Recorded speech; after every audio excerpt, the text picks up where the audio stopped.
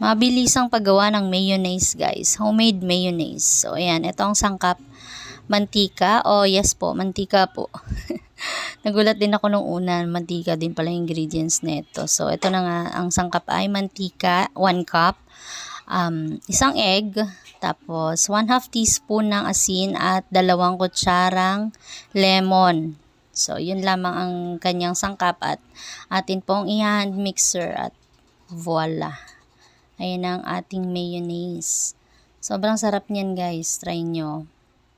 Nung una nagulat din ako na ganyan pala yung paggawa ng mayonnaise. Nakakaano siya, diba? Nakaka-amaze. At syempre meron din tayong negative na dahil mantika nga siya, diba?